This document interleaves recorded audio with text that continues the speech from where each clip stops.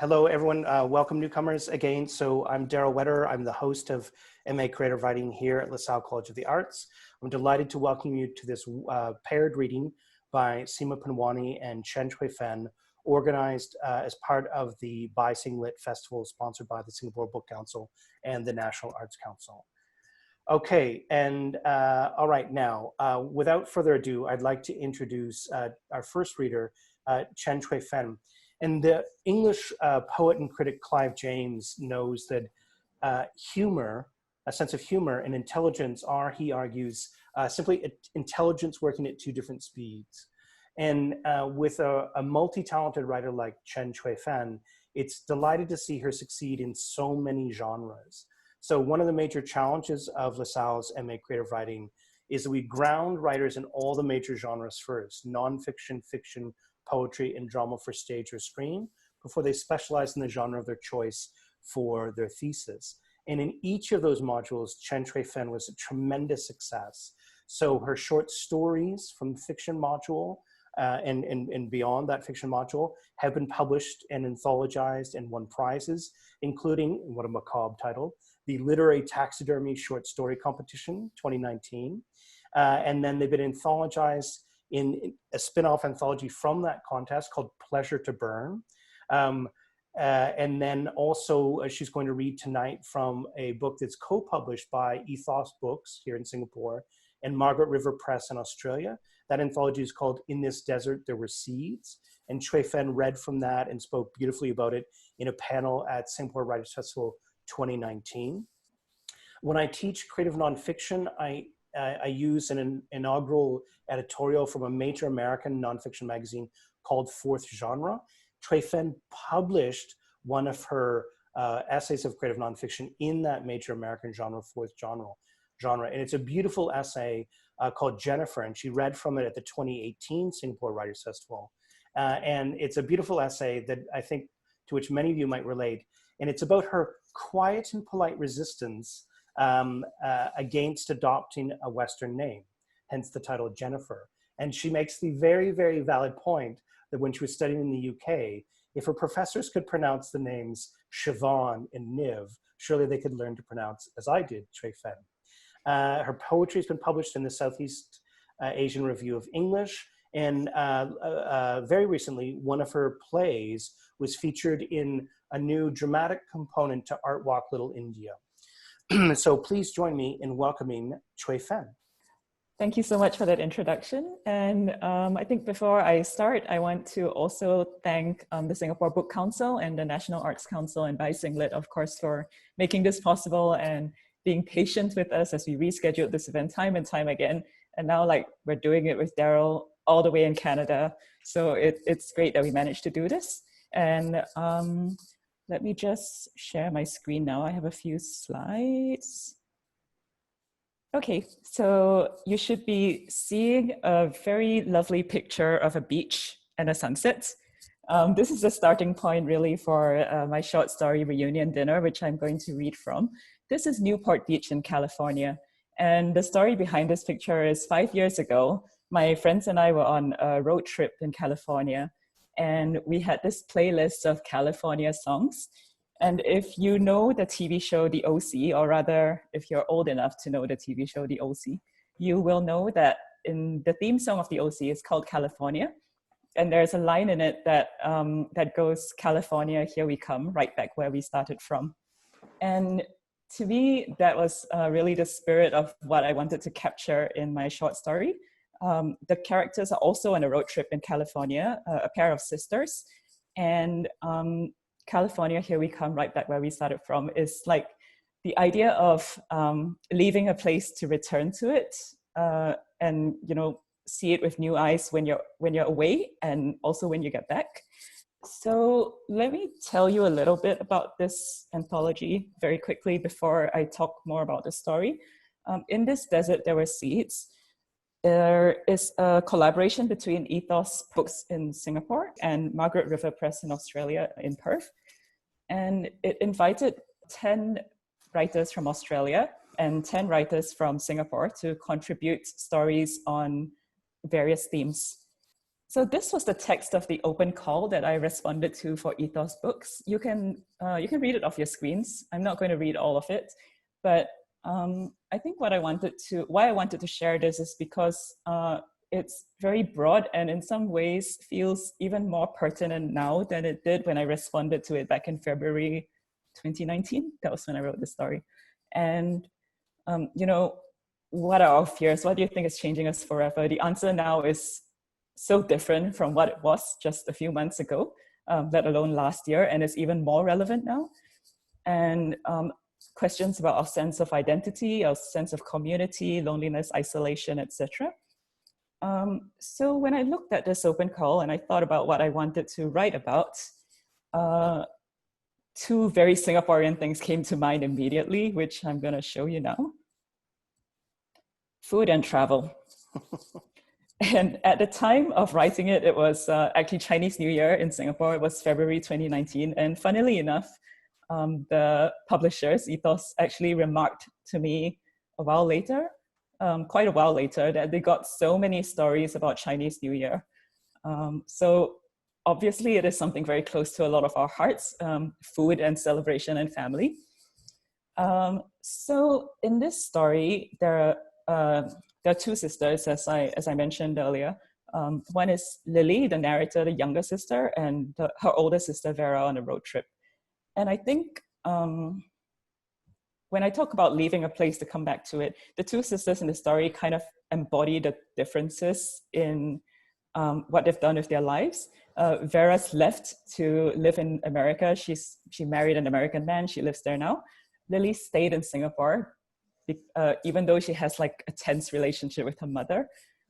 But at the same time, I think your relationship to home is not as straightforward as you leave because you hate your home or you stay because you love your home. It's a lot more complex than that. And I think when you leave Singapore and you live overseas, that kind of hits you a lot harder than before. I mean, even if you're not living overseas, even if you're just there for a trip like Lily was with her sister. I lived overseas for 6 years in the UK.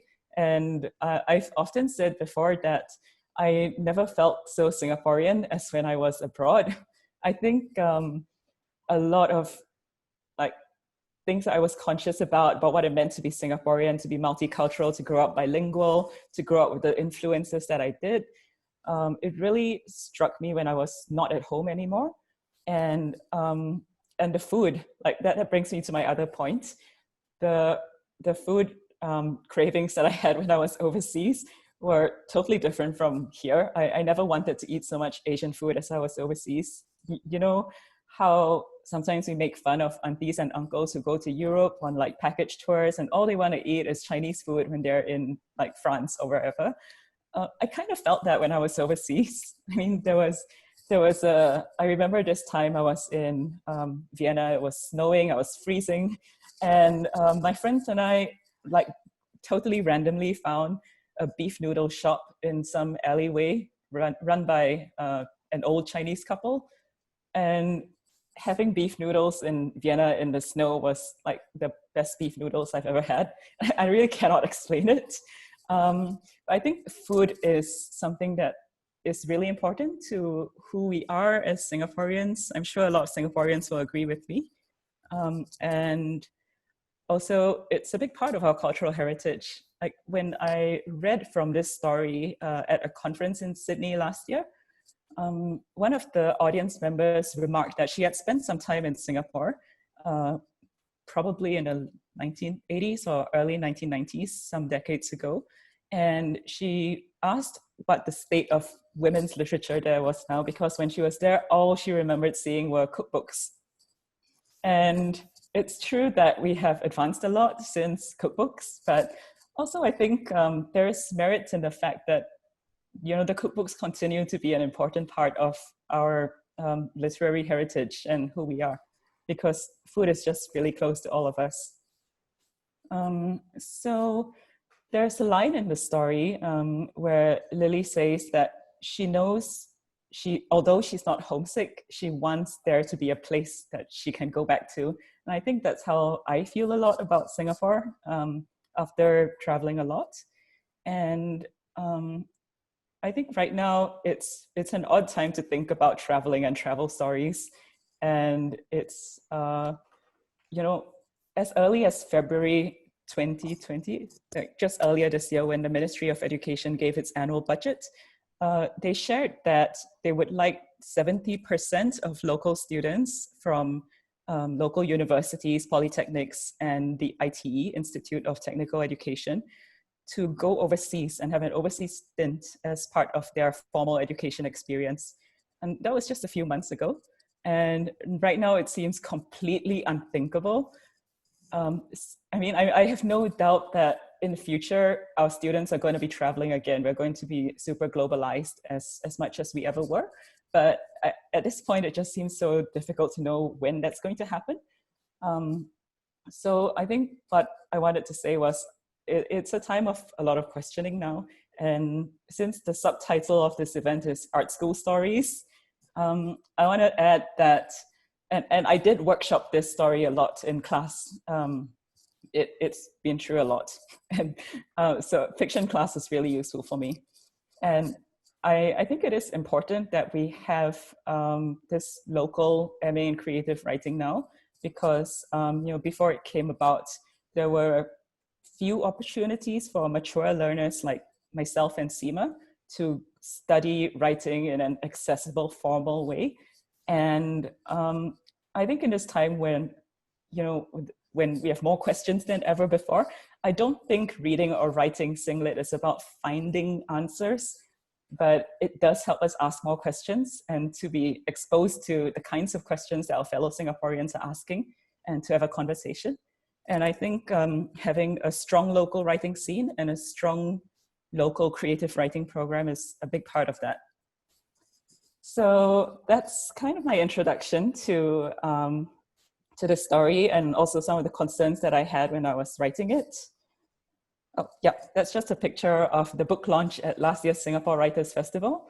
You can see me in the middle there with John Gresham, the editor, and a few of the other very lovely writers from Singapore. So now I'm going to read a short scene. This is not a scene that I have read aloud before, but I wanted to read this scene because it's all about food. So I think you don't need to know too much to know what's going on in this scene. All you need to know is that the sisters have been driving around looking for somewhere to eat their reunion dinner, the name of the story. It's the eve of Chinese New Year and you have reunion dinner. And Vera, the older sister, is like fixated on finding a seafood restaurant because that's what you eat when you're in Singapore. Vera perks up as she spots a sign, cutting me off, and makes an abrupt turn off the highway. Here's our exit. Hope you're ready for crab. I'm not ready for crab. I'm not ready for anything right now, except to forget that I came all this way because Vera had called me from a phone booth and I could hear her crying. Because I had not heard Vera cry before. Because, like I had said to our mother, Chinese New Year is about family, isn't it? And I can't leave Vera like that alone. But then she pulls up to the dingiest strip mall that I've seen yet on this trip. And we get out of the car and walk up to what's supposed to be a nice seafood restaurant, only to find that it's now an in and out, packed with people our mother would have called guaylo trash. I can't help laughing. What the hell am I doing here? I ask. Nice Radiohead reference, says Vera. I'm not referencing. Shit, never mind. Why did you even ask me to come? Vera turns to me, all limpid eyes, her mouth a perfect little glossy pink rosebud O. You're here because you want to be. No, I'm here because you called me and said you were dumping Mark's cheating ass and also that your life was over. That's what I said, says Vera, but that's not why you came, right? Didn't you want to get away from Ma too? I press my lips together. I never know what to say to Vera when she says things like this, so I stuff my hands in my jacket and I walk away as quickly as I can. I need some air. Hey, I don't like In-N-Out either. We can eat somewhere else. Vera's voice trails off behind me as the wind picks up. It bites at my cheeks and the tips of my ears.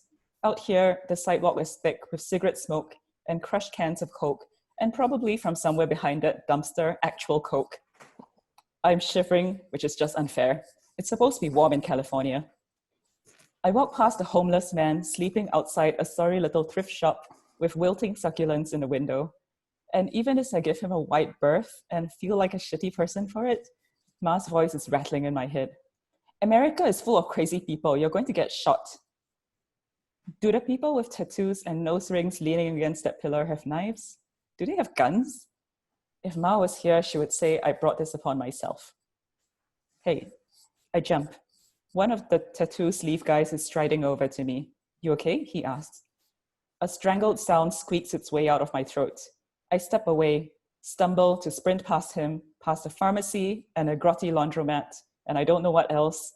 And my heart's curling in on itself like that crab when I hear someone call out, Gong hei fat choi. My head snaps up. There's a guy walking away from a counter a few shops down, a counter decorated with a string of firecrackers down the side of the window. Chinese takeout. An honest-to-God Chinese takeout called Kung Fu Noodle with a jaunty tilted red pair of chopsticks as the centerpiece of that stupid bright red neon sign, making the L in noodle. In that moment when I'm freezing on the sidewalk like an idiot, wondering just how much grease they've got in that wok, it's the most divine thing I've ever smelled.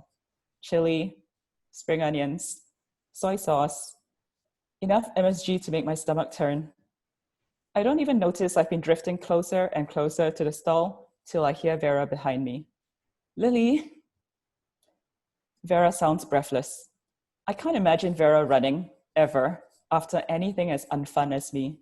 But when I turn around, she's pink in the cheeks and I can see her exhale in the night, white and frayed. Jesus, what will you think? Oh, is that Chinese takeout? I nod. Looks like it. Vera's eyes go wide as she grabs my wrist. They're not going to have crab there, I mumble. And it's takeout. I don't want to sit outside and eat. You forget we have a car. Come on, it's on me. Vera doesn't speak a word of Cantonese. That doesn't stop her from marching right up to the uncle in the white apron and greeting him with a loud Valley Girl accented, Gong hei fat choi. The radio on the shelf behind him, an old Panasonic CD player that looks just like the one we had as children, is playing an old Sandy Lam song I can still sing all the words to. 爱上一个不回家的人. In love with someone who won't come home. Vera beams and orders 2 portions of Singapore noodles, then puts her arm around me and charms the uncle into giving us extra shallots. My little sister's flown all this way from Singapore, you know, and she's so homesick, spending Chinese New Year away for the first time. I stick my hands back in my pockets and look down. The golden fortune cat on the countertop has a red pom-pom tied round its wrist, bobbing up and down at me. One of the things that annoy me most about Singapore this time of year is how noisy and red everything is. Yet here I am in a noisy and red place. We bring our takeout boxes back to our little rental Mazda. The char siu tastes like cardboard, the vegetables are limp, and the prawns are too small. The noodles are swimming in a pool of gluey, salty oil. They still taste amazing. The smell will never get out of the car, I say. The next people who rent it ought to thank us. Vera laughs. Okay, so that's it for my reading. And I'll just close before I hand back off to Daryl and Seema with a plug. Since this is by Singlet, these are the places you can buy the book. So you can buy the book online on the Ethos Books website, the Kinokuniya website, or the Moon, that little book cafe. They're selling it on their website also. And you can also borrow the ebook from the National Library Board while we are all indoors during this period. Okay, thank you. Wonderful. Thank you so much, Cuifen. Okay, I'm just going to actually also post an Ethos Books link to that anthology here in By Singlet. So I'm just going to post that here to our chat feed. There you go. That's a link to the anthology In the Desert There Were Seeds, which features Chen Cuifen's wonderful story, Reunion Dinner. And you know, so one thing that writers have to get over in their educations is a fear of reading the same story to audience members who are often supportive friends and degree mates. Because of course, as in jazz or live theater, it's in ways not the same story. So some of us have been lucky enough to hear Cuifen's story, Reunion Dinner, in the workshop, at readings in, say, Australia or the Singapore Writers Festival. And every time I hear it, I find new things to enjoy. So Thank you so much, Chen Cuifen. And our next you. reader here in this Bising Lit reading is Seema Punwani. And I couldn't have asked for a better pairing of writers in that all the themes that Cuifen just laid out so intelligently in her introduction about belonging and about coming and going and this sort of transnational global identity are also explored by Seema Punwani in her various projects. So I'm only human, and so I can't keep track of how many different novels Seema Punwani is writing at different stages. And so, you know, the phrase poverty of riches. So, you know, like every 3 weeks, Seema would email me with like, I know we talked about books A and B and C for my thesis, but what about book D or now book E? And so it's delighted to see in Seema Punwani a chef who likes to have multiple pots on the stove. And Seema Punwani is herself quite a transnational thinker and writer. So she was born in Spain, raised in Mumbai, and Seema has now lived in Singapore longer than she did in India. So she is, in her ironic phrase, a local expat. And Seema writes from an outsider-in view of this island state. Her debut novel, Cross Connection, was launched at the Pune International Literary Festival in India in 2018. Seema Punwani has done readings for her novel at the Singapore Writers' Festival, the Georgetown Literary Festival in Malaysia, and the Australasia Association of Writing. Her poem, That Divorcee, was the finalist at the Poetry Festival of Singapore 2019. And her short story, Color, which we are delighted to see in workshop, is published in the 2019 edition of the Best Asian Short Stories Anthology. In November of this year, Seema Punwani's play, Falling, will be staged at the De Stack Theatre Festival in Singapore. Please join me in welcoming Seema Punwani. Thank you. And I am going to be in a cultural illusion that does not flatter my past. I'm going to be the Vanna White here and share Seema's slides. Okay, Seema Punwani, thanks so much for joining us. Please take it away. Thank you, Daryl, for that very, very kind introduction. You've always been super encouraging, and it's nice to know someone who indulges me when I keep on throwing new ideas to the table. And thank you to the Book Council, Bising Lit, LaSalle, and the National Arts Council. It's just wonderful to see all the kind of support that local literature and local writers are getting in Singapore. So as it says over here, I am a part-time student, so I'm still in my master's program at LaSalle. I call myself a spare-time writer because I also am a full-time mom and I have a day job. So that's what my life is in a few words. Daryl, if you could skip to the next slide. Okay, so it's not just superheroes who have origin stories. Every writer has an origin story. So when was the time when you decided to either start writing or start writing a particular book? So when it comes to my book here, Cross Connection, I got divorced around 10 years ago. And after a couple of years of just kind of settling into a new, different single life, I started dating. And it was a series, lots and lots of disastrous, some fun, but mostly not very great dates. And whenever I came back, I used to tell my friends about these funny stories, and they used to find it super hilarious and have fun at my expense. And one of my friends suggested that, why don't you blog about this? Remember, this is 10 years ago, okay? Blogs were cool then. But I just felt that it's not nice, just because the date didn't go well, it's not nice to kind of talk about it in a public forum like a blog. So what I did was I started just keeping notes. And some of those dates have now found their way into the book. But when I was compiling them, I realized that it cannot just be about dating, because ultimately dating is a means to an end. And ultimately everyone is looking for the one or that soulmate. So I converted the book into a fictional account of a love story with some of these dating experiences kind of thrown in. So I like to say that Cross Connection is a modern day romance. It's the eternal quest of true love, but for the second time over. The book is written from the point of view of Sama, who's the female protagonist, and Zen, who's the male protagonist. Sama has been divorced and is kind of trying to find love for the second time.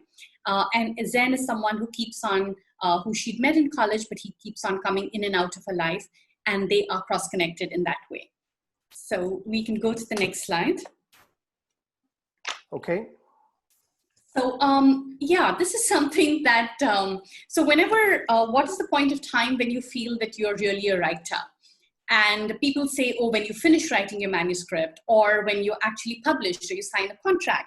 I genuinely felt like a writer for the first time when my friend sent me this snapshot. So when you type in Seema Punwani on Google, it autofills author. So my view is that if Google thinks I'm an author, then I think I am one. So we can go to the next one. And I'm going to now read a chapter which is called Date Number 6, Ideal Husband Material. And here it goes. My final chance to attaining dating nirvana was an Indian by birth, but a US citizen now living in Singapore, managing director of some multinational engineering company. A widower with 2 young kids, an 8-year-old boy and a 2-year-old girl. He sounded like Tom Hanks from Sleepless in Seattle. The Meg Ryan in me was a teeny bit excited. My date turned out to be handsome in a distinguished way. He was a fair number of years older than me, but unlike many middle-aged Indian men, he did not have that fat whiskey belly. With initial introductions, I discovered that he was successful, rich, and well-traveled. His wife had passed away a year ago after battling cancer, leaving him with 2 young kids to raise on his own. If the love of your life and the mother of your kids has passed away a year ago, isn't it too soon to start dating again? Alarm bells should have gone off, but I decided judging a widower was not a correct response. What happened after that was straight out of a game show. There was even a rapid fire round. Would you ever leave Singapore? Do you know how to drive? You cannot survive in America unless you drive. Besides dating agencies, what other avenues are you pursuing to find a partner? Are you consolidating your efforts through parents, matrimonial ads, friends, Tinder, etc.? I'm not into Asian girls. I only want a good Indian girl. Do you date white men? The volley of questions just continued nonstop. I was given less than 30 seconds to answer. It seemed he had a complex matrix of point systems in his head. Judging from his expression, it did not look I was faring very well. I looked for the red rose, like in The Bachelor, which was given when the candidate moves to the next round. None was forthcoming. Throughout the evening, he kept checking his watch like we were on a clock and he needed to move on to the next contestant quickly. He declared that he did not eat desserts at night, loser, had to wake up for his sunrise Tai Chi class, pretentious tosser. He asked for the bill, shook my hand and said, "It was nice to meet you. It's good to have an intelligent conversation with someone. You take care." Wow, that was a polite dismissal. I thought I might even get an official rejection letter by mail. Dear Ms. Sama, we regret to inform you that the position you have applied for is no longer available. We have decided to go for someone who's younger, thinner, and knows left-hand drive. Thank you for your interest. We wish you the best in your future pursuits. Yours sincerely. So this was one chapter from the lead's female protagonist's point of view. And now we can move on to the second one, which is from the male point of view. So one of the things in Cross Connection that I wanted to probe was about finding love in the real world, facing real life issues. It is not meant to be the Mills and Boons or the fairy tale kind of love, because not everyone gets it right the first time. And people still have to find a companion or find a partner after a divorce or going through dark phases of life, like when they are in depression, for example. These 2 chapters that I'm going to read are from Zen's point of view. And one of them, the first one, actually describes his state of mind. It's written in the form of a short story of an 8-year-old. And the second one describes his state of mind when his wife has left him for another man and he cannot see his daughter. At this point of time, Sama is in Zen's life, but he's not able to appreciate her because of his depression and alcoholism. So the first chapter, which is in the form of a short story by an 8-year-old. Detective Giraffe, the missing persons case. I need a plan, thought Detective Giraffe. A grown-up can't be lost. He should be easy to find. Step 1 is to retrace the steps. Last time he was seen in the living room. There was an argument, a loud one. They argued often, or disagreed as he was corrected, which just seems like a fancier word for argue. However, this one was different. She was crying and pleading. He was angry and shouting. There was also a suitcase. Detective Giraffe knew that such detailed observations were important when solving the case. How did the suitcase look? Detective Giraffe thought hard. It was dark red, like the stain that did not leave his favorite Adidas t-shirt. And it had a black handle that was rough to hold. The wheels were dirty brown and made a rustling noise every time the suitcase was rolled. The suitcase was no longer in the house. Other missing items? Shaving brush, shaving cream, toothbrush, but the toothpaste was still around. Being tall, Detective Giraffe would also inspect the top cupboard shelves. No shirts, no pants, no belts, except for the one he used for whipping. It looked less threatening on the hook than in his hand. Even the black umbrella was gone from behind the room door. He left just before midnight. She did not tell him the next morning, but Detective Giraffe knew. He had stuck his head out of his room and observed the argument. 2 days had gone past, but there was no sign of him. Yesterday, Detective Giraffe had gone to the fried fish restaurant, which was a favorite hangout.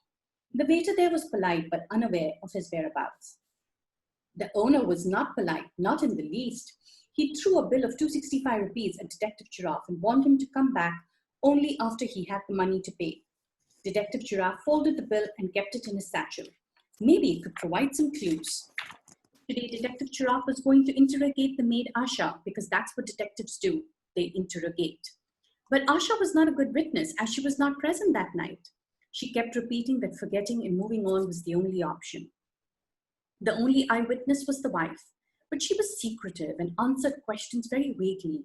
She spoke a lot about new beginnings and starting over. This confused Detective Giraffe, as he did not know how to start something new when the case was not closed and the missing person not found. He decided to snoop around the study table. Once again, there were many missing items. The fountain pen which leaked, the solar-powered calculator, and most importantly, the typewriter. He had a brilliant idea to look through the trash can. Amongst pencil shavings and a few tissues, he found a rolled-up piece of paper. Upon opening it up, he saw the typewritten words, "I'm sorry, I tried, but I failed. Be brave, study hard, keep reading your favorite famous spy books. Grow up strong. Goodbye." It was then Detective Giraffe knew that his father was no longer a missing person. He was not lost. He had simply left. Now, many years later, when Zen is much older and is going through a dark phase in his life, I'm going to read that chapter. There are two references in this chapter. Riti is Zen's daughter, who he cannot see because he's now separated from his wife. And Nana means grandfather, which is a Hindi word for grandfather. Down in the dumps finds a new low. I am in a glass bubble. I walk around in circles. I keep hitting the glass wall. I see people outside the bubble. There's my mum, Anju Masi, Vipul Motsa, Riti, Vicky, Karan, Trip, Sarah, and then there is Sama. Sama is always smiling, waving at me and telling me to come out. She looks like a sunflower, bright and radiant. I touch the glass wall to feel her hand, but the glass is cold. I see Karan and Vicky with their cricket bats, just like when we were 10 and they used to call out to me and ask Nana to send me down to play. Sometimes I see Nana, but then I know I'm dreaming because Nana died last month. One more person I loved has left me. I see Mum. She's smiling, but she's hiding her tears behind that make-believe smile. I spot Riti. My face lights up. I climb out of the bubble. There's a staircase I can take, Just that sometimes I can't find it. But today is not that day. Today I'm animated. I talk excitedly. Riti laughs, thrilled to get a reaction from me. Mum looks relieved. Karan looks ecstatic. Sama blows kisses. This euphoria lasts for a few days. Gradually, I move back into the bubble. Why does the bubble seem smaller this time? And darker? I can't breathe. I'm running out of air. Someone throws in an oxygen mask. It's a man in a white jacket. Looks like some kind of doctor. I put the mask on. It's the one that they show in in-flight safety videos. Okay, now I can breathe. I relax, just a little. I see them all again, looking into the bubble. Why are there so many more people now? Did I spot my secondary school English teacher? I'm positive I saw my boss, and maybe even my ex-boss. He was a good guy. I liked him. I think I did. Is that David Chen, my best buddy from Singapore? Are Matt and Dave cheering for me or jeering at me? And what is the milkman doing staring at me like that? At a distance, looking on expectantly, is a man. Besides him is a dark red suitcase. The rough black handle is now broken. The wheels are dirtier, and I'm sure the rustling noise has gotten worse. He's wearing a blue and white checkered shirt. Detective Giraffe remembers that it's one of his favorite. He also remembers the clues: the old typewriter, the leaky fountain pen in the shirt pocket. Detective Giraffe sees the ink stain get bigger and bigger. It's so big that the man has now become a blob of blue ink. The big blob of blue ink is now typing on the rickety typewriter. The noise gets louder and louder. I hear the whip of the leather belt and the sound of my mother's screams. My mother's cries are now mixed with the typewriter's sounds.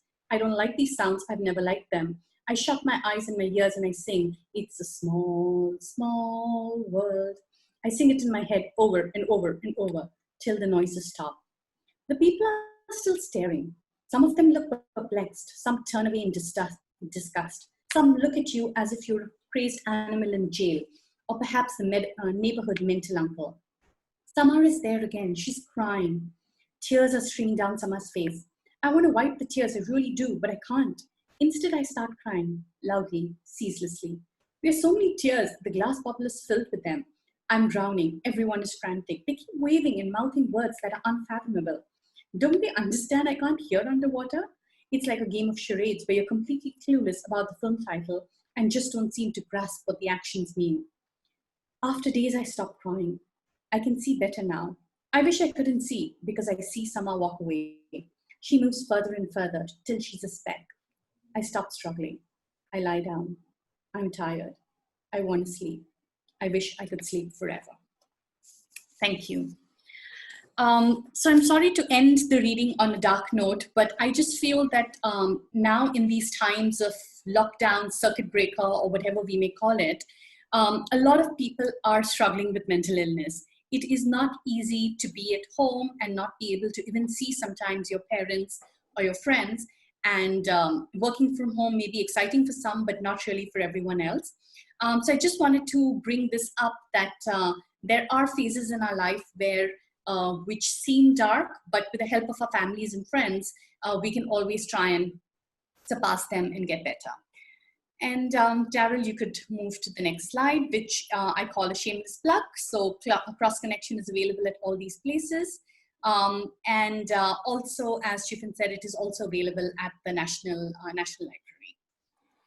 So that's it from me. My last slide, I think, is just a thank you slide. So thank you again, everyone. That picture is actually, someone sent this to me to say that that cartoon was actually inspired by me, because that's how I usually look. You guys should be grateful that today I've put on makeup after, I think, 6 weeks, just for all of you. So thank you very much for being here and spending your Saturday evening with us. And thank you, Seema. That was wonderful. Please join me in thanking Seema Punwani. And so again, many of us in the creative writing program have been able to hear Seema read from the novel in different environments, including at a beautiful launch she had at the Arts House. But thank you, Seema, for being attentive and generous enough to pair your reading with these trying times, particularly with an eye on mental health challenges. So I want to open the floor up to questions from you, but I think I'll pose the first question and then I'll stop the recording, so there are no tricky issues about people trying to back negotiate fees for your scintillating questions. Now, not to put you on the spot here, Seema and Cuifen, but again with this wonderfully serendipitous pairing of your writing, which both of your projects involve so much attention to longing and belonging and really complex issues of home. And so with your own transnational experiences and interests, to what degree is creative writing, a way to live, to split your life between different continents and different ambitions and really complex notions of citizenship and even, bilingualism languages? So is writing a way that helps you live between these spaces? Wow, that's a big question. You want to go first, Seema? Oh, sure. I don't know if I'm attributing the quote rightly, but I think it was Mark Twain who said that books are meant for people who want to be someplace else. So I think writing and reading both in stories are the best way for you to be able to be in so many different places. And as a writer, if I can help people travel especially in today's times when you cannot travel. I find that to be very fortunate. So my second novel is actually based in, it starts in Singapore and it's focused in Singapore, but it is about a group of international students who live in Singapore. And so the book has chapters that are based in London, in Paris, in Tokyo, in Mumbai. And I just feel that because I've traveled to pretty much all of these places, it is possible to imbibe different parts of different cultures and try to bring them alive in your books. Thank you, Yeah, Seema. I think for me, I certainly didn't intend to write like this, but I do find that by accident, I do tend to write a lot of characters who are Singaporeans caught between places. Singaporeans who have spent time overseas, Singaporeans who have returned to Singapore after spending time overseas, and Singaporeans who haven't. And a lot of my writing does tend to be set outside of Singapore, or if they're in Singapore, it's from the point of view of someone who has been away. And I think I do channel a lot of what I feel through these characters. Although I also don't think that all of these characters reflect me. I mean, that would be boring. You wouldn't want to read that. So I think it's a way to also explore what different kinds of personalities, people who are different from me might make out of this experience. Because I've definitely written characters who spent time overseas who have totally different response to it from what I would feel. So yeah, does that answer the question? Absolutely, absolutely. And so please, everyone, if you want to go ahead and start posing some questions by chat, I'm happy to relay them to the guests, to our guest authors. And I will again, just because in part people come in and out of the reading, so I just again want to thank the Singapore Book Council and the National Arts Council for this wonderful bi-Sing lit reading. I'd also like to thank LaSalle College of the Arts, MA Creative Writing, and the wonderful marketing and communications team at LaSalle College of the Arts.